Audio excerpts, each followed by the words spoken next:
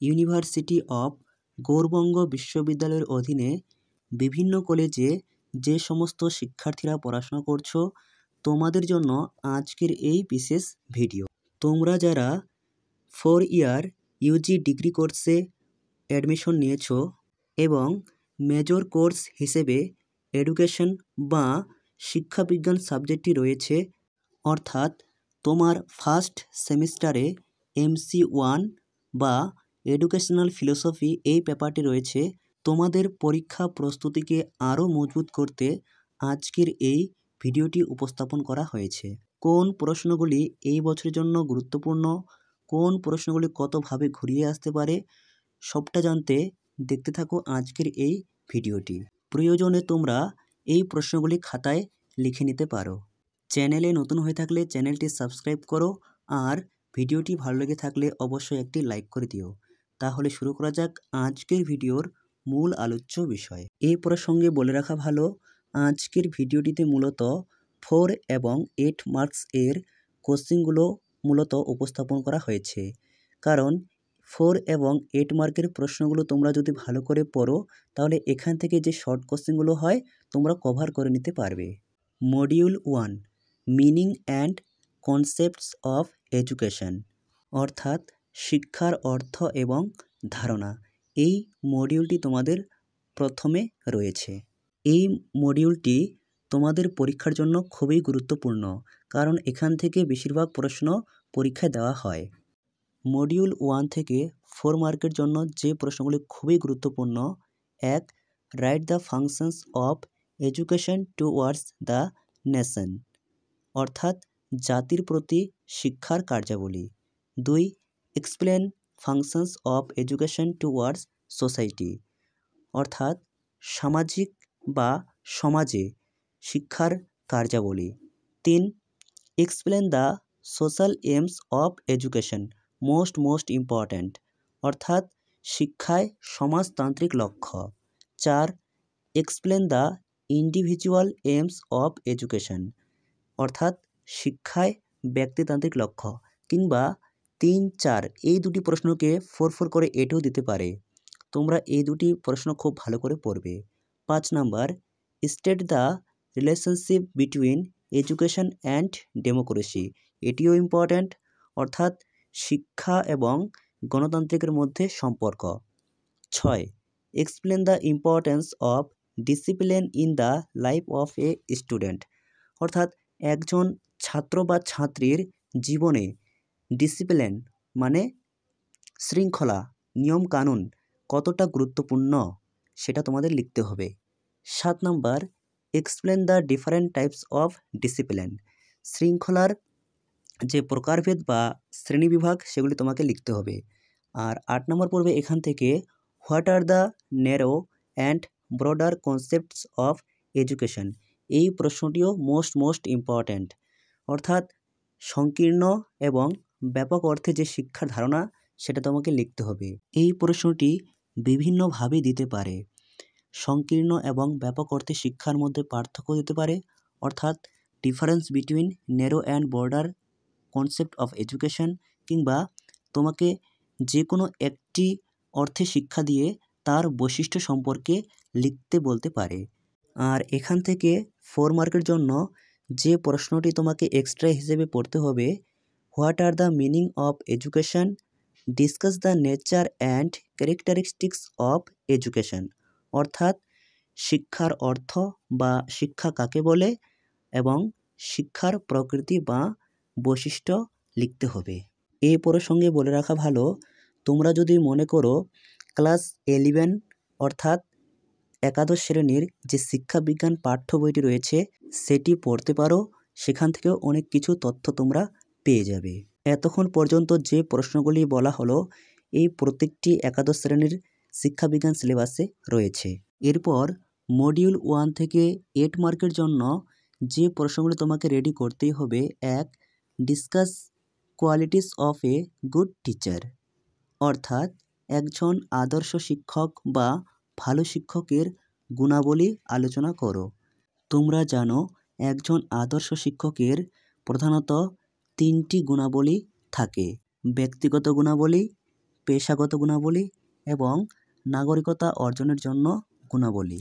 এই প্রশ্নটি আবার অর দিয়ে দিতে পারে explain the professional qualities of a teacher, অর্থাৎ একজন আদর্শ শিক্ষকের প্রফেশনাল বলতে তার পেশাগত দিকটি আলোচনা করতে হবে।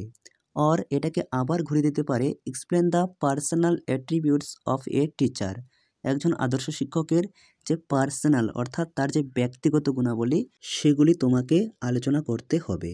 এই প্রশ্নটি মোস্ট ইম্পর্ট্যান্ট। আর এখান থেকে 2 পড়বে discuss the role of education in the context of international understanding, or এই প্রশ্নটিকে আবার ঘুরিয়ে দিতে পারে discuss the role of education for developing the feelings of international understanding. দুটি প্রশ্নের অর্থ একটাই উত্তর হবে, অর্থাৎ আন্তর্জাতিক বোঝাপড়ার উপর শিক্ষার গুরুত্ব।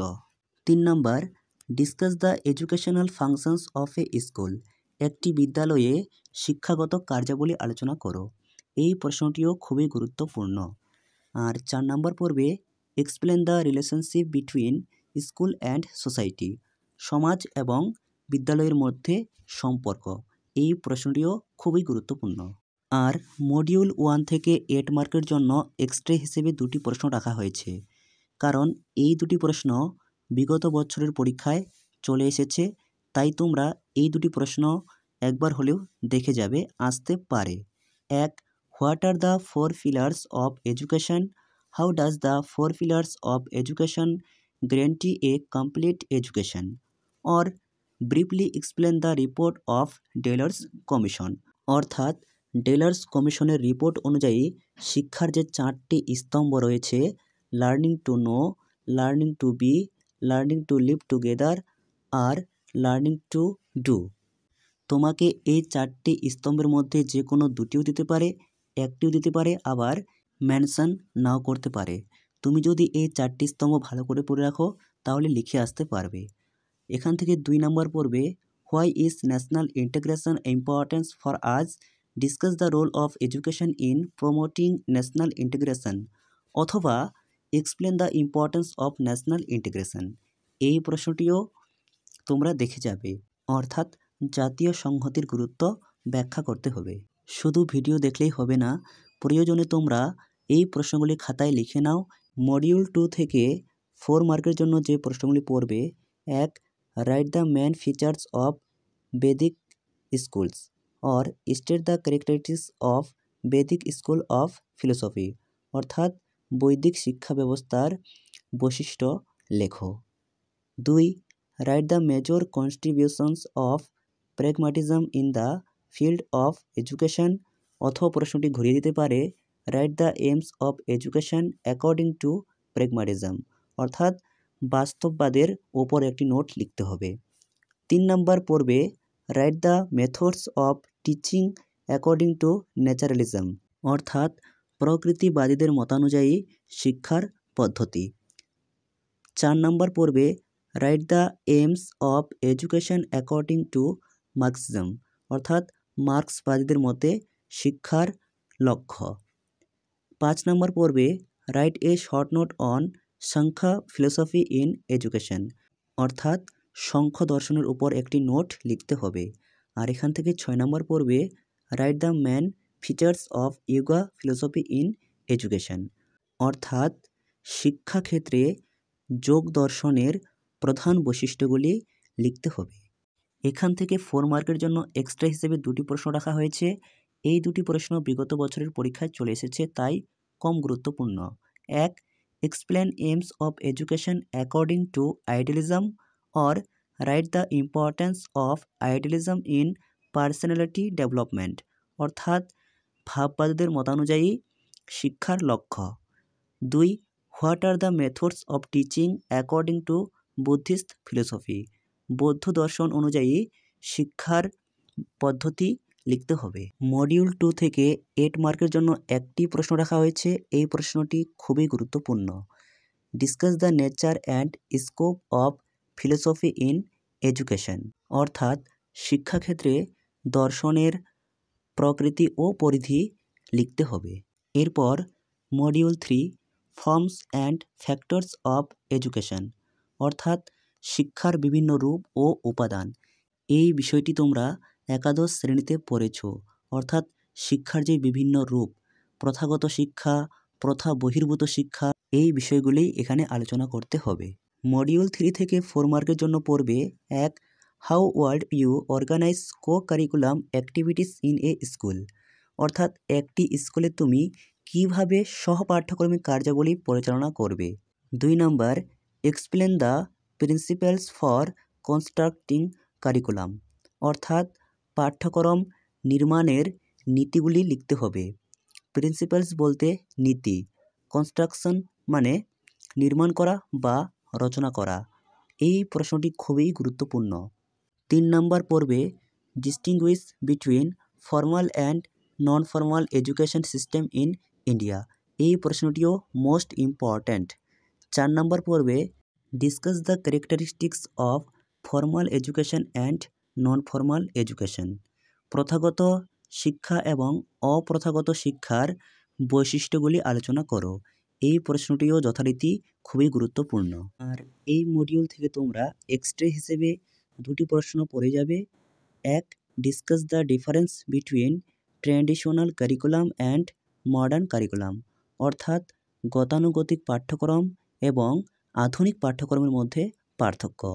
2 number, describe the relations between curricular and co curricular activities, অর্থাৎ পাঠ্যক্রমিক এবং সহপাঠ্যক্রমিক কার্যাবলীর মধ্যে সম্পর্ক বা পার্থক্য তোমাকে লিখতে হবে।